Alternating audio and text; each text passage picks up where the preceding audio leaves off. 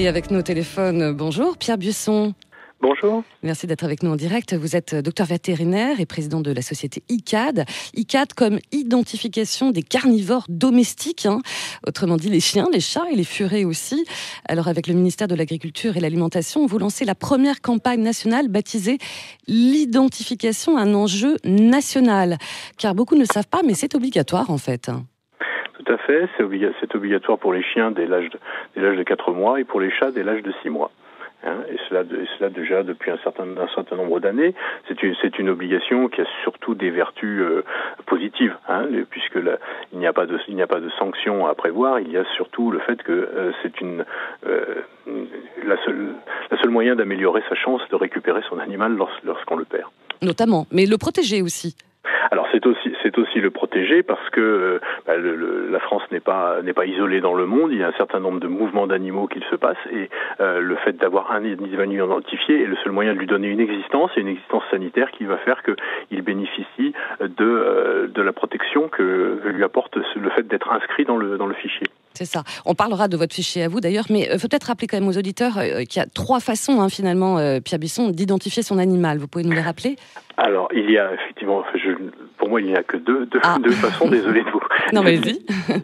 La première et la principale aujourd'hui, et qui est répandue partout en Europe également, qui est la pose sur l'animal d'un insert électronique, c'est-à-dire finalement d'un petit code qui représente sa carte d'identité, mais qui simplement, au lieu d'être dans la poche de son portefeuille comme pour nous, est placé sous la peau et de façon définitive par l'animal. C'est tout à fait indolore, extrêmement rapidement fait et sans problème. Et encore une fois, c'est fait pour la vie entière de l'animal avec ce code. Et l'autre façon, qui était la façon jusque dans les années 2000 prépondérante, mais qui aujourd'hui est devenue marginale, qui est le tatouage, qui nécessite là par contre soit une anesthésie, soit d'être faite dans des conditions un peu particulières. Voilà. Et ça se fait moins alors.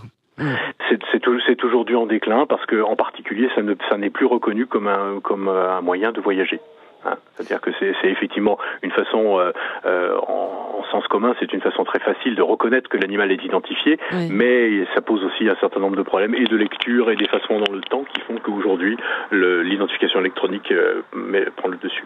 Alors, beaucoup de gens ne le savent pas non plus, mais si votre animal n'est pas identifié, on ne peut pas voyager avec à l'étranger, par exemple ? On ne peut pas voyager à l'étranger. On ne peut pas voyager à l'étranger. Très clairement, les compagnies aériennes n'acceptent pas les animaux non identifiés, parce qu'aussi l'identification est la base ensuite du support des vaccins, par exemple, de la reconnaissance des vaccinations ou des traitements qui sont par exemple exigés pour visiter l'Europe du Nord, ou de la vaccination rage qui est exigée pour le passage de la plupart des frontières européennes, et puis y compris sur le territoire français. On ne peut pas voyager. Il y a un certain nombre de clubs de vacances, de camping, qui émettent des règlements intérieurs qui imposent que les animaux soient identifiés ou correspondent à certains critères sanitaires, dont la vaccination rage. Alors Pierre Buisson, votre société ICAD propose un fichier national, gratuit, sécurisé, il faut le rappeler. Comment ça fonctionne ?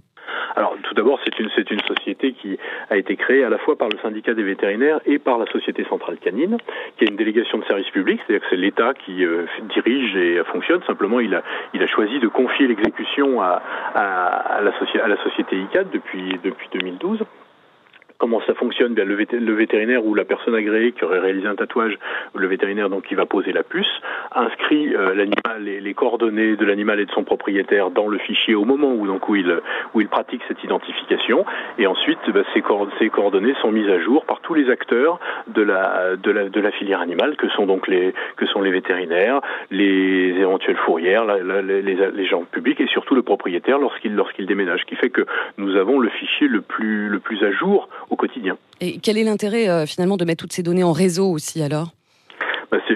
C'est justement d'avoir des données qui collent à la réalité la plus proche et la plus quotidienne. C'est-à-dire que si vous changez de téléphone, si vous changez de domicile, vous pouvez même déclarer dans notre fichier, vous pouvez même déclarer votre lieu de vacances si vous voulez vraiment garantir d'être contacté immédiatement si jamais votre animal disparaît. Et c'est vrai qu'au cours de l'été, c'est la période où les fuites d'animaux, les disparitions sont les plus fréquentes.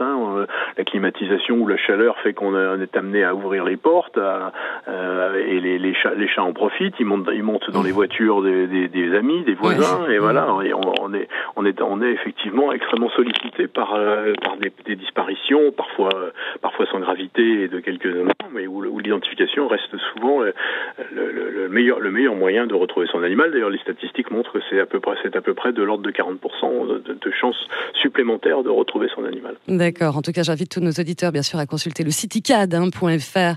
Merci beaucoup pour toutes ces informations, Pierre Buisson. À très bientôt sur Sud Radio. Merci. Bonne journée à tous. Bonne journée. Le Grand Matin Sud Radio.